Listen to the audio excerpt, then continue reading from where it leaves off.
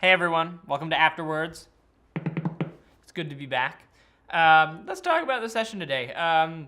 So we picked up from the cliffhanger from last time, which was fun, meeting Jamie's father, and I hope it was worth the wait. And oh my goodness, it kind of like hurts my soul to play him, to play him so mean and to watch, because I could just see Brian internalizing like all the horrible, the horrible things that I'm saying, but I know I have to do it because it's for the story and it's going to make Jamie a stronger character on the way out.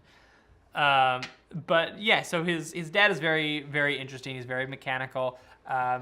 He has things to do, and he doesn't really see like an ethical. He's not a very ethical dude.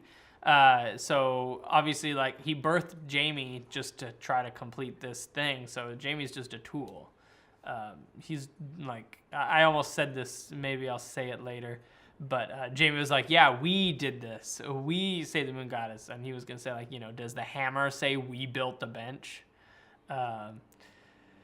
So yeah, he's not a great dude. But it was fun playing off of Vel, because he just sees Vel as being like his friend Davon. Like, he just expects them to be close and the same. But Vel didn't really have time to become Davon fully through the shadow rearing process. So he just kind of is sort of like thrown into this now. The Nexus Centrale, like I said during our questions, comments, concerns, I was originally gonna just have them walk up the coast, but I was like, I don't want to have to design all this coast, and I needed them because I have a schedule to keep. I need them to get up to Marenton by the end of the session, and I was like, I don't want to just put them on a boat and we skip over all this great countryside, because we've been skipping over a lot of countryside that I want to put some details in. And so I said, Kevin, actually, I'll give him credit where credit is due. He designed the Nexus Centrale and he put it on the wiki, and I said, I'm going to use that. How it's a better way to get there than portals. And of course, the Nexus Centrale is kind of broken, but this was a great way to sort of create suspense and have them give them a way where in the future, if they need to get somewhere quick, we can potentially use the portals, but it's dangerous. This brings us then, of course, to the Swallow Devil. The Swallow Devil. Oh my God, there are too many D's. This whole episode. Davon, Darius, Damian Easter, Devils, Demons, Damarin. On D's from now on. Yeah. No more D's. No more D's. So we had a Swallow Devil today. And he was fun. He was a CR8. He's a scary dude. Luckily, our fighters have magic weapons, or this devil would have been a lot harder. But yeah, he gets to make 2 fist attacks and 1 bite attack. And he deals 13 damage on a hit. And his bite is actually supposed to deal 26. I pulled some punches, but I didn't want to kill Jamie. I felt like it would be such a... there's a time and a place when it's right to kill characters and when there isn't, and this would not have been a satisfying death for Jamie. In the future, there might come a time in which there is a satisfying death, and I won't pull punches then.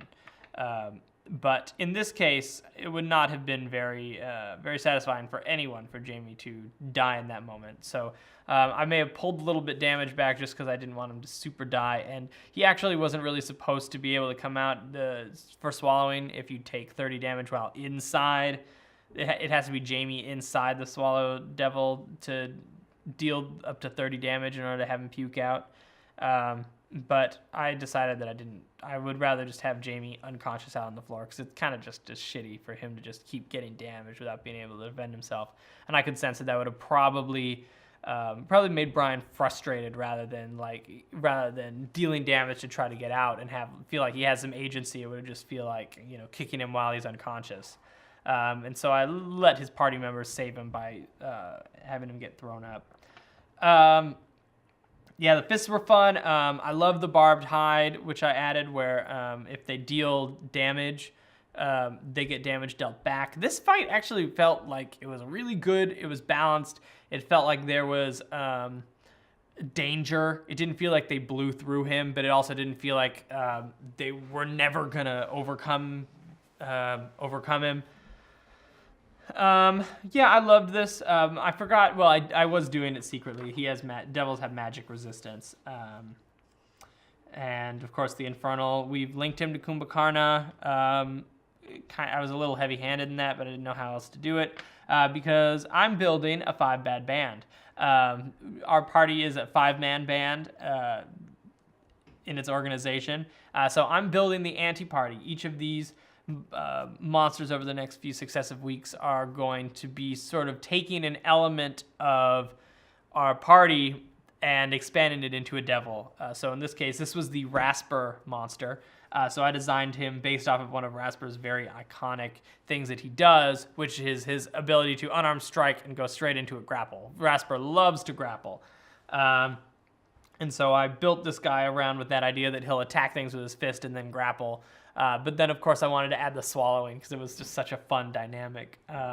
And maybe there's a little bit of like a Rasper with the always drinking and the always sort of living through his stomach in a lot of ways. It was kind of a fun thematic thing to bring into this devil. So yeah, from there, I just basically took a lot of the devil stats. I based him off of a lot of his ability scores are based off of some giants. So he has like a 25 strength, which is why he's able to hit for so much. Yeah, that's pretty much him.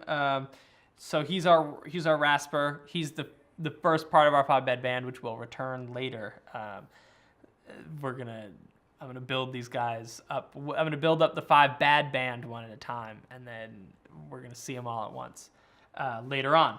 But for now, we've just seen this one guy, and next week we're going to fight the Power Rangers, more or less. So this should be fun. I'm a little nervous. We're actually about to shoot shoot next week's episode, and so I'm a little nervous just about how this works. I really am trying to find a balance between the realism of the negativity that Darius brings to the table, because he's a really negative character. He's shitty to everyone, and hopefully they leave him in the dust pretty soon. But we'll see. Next time on Threshold, we'll be in Marenton, and thanks for watching afterwards.